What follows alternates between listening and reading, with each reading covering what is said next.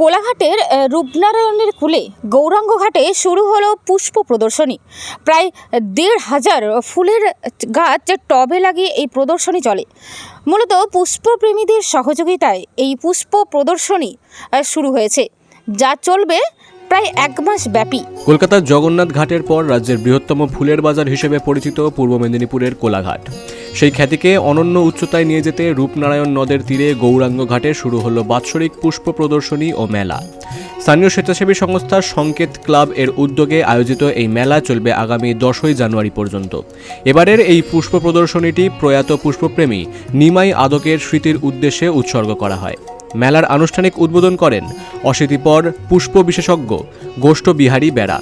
আয়োজকদের পক্ষ থেকে জানানো হয়েছে, প্রায় ১,৫০০ টবে বিভিন্ন প্রজাতির ফুল ফুটিয়ে এই নয়নাভিরাম প্রদর্শনী গড়ে তোলা হয়েছে।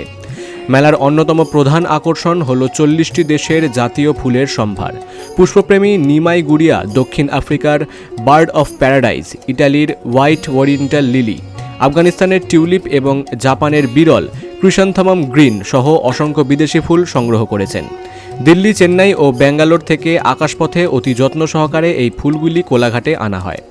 বিদেশের মাটিতে ফোটা এইসব চেনা অচেনা ফুলের সৌরভ ও বৈচিত্র্য চাক্ষুষ করতে ভিড় জমাচ্ছেন অসংখ্য পুষ্পপ্রেমী ও পর্যটকেরা। কোলাঘাট মূলত ফুলের হাট, আর সেই ফুলের হাটের মাঝে এই ধরনের পুষ্প প্রদর্শনী যা পর্যটকদের আকর্ষণ করবে। পূর্ব মেদিনীপুরের কোলাঘাট থেকে পূজা দাস, বিগ নিউজ।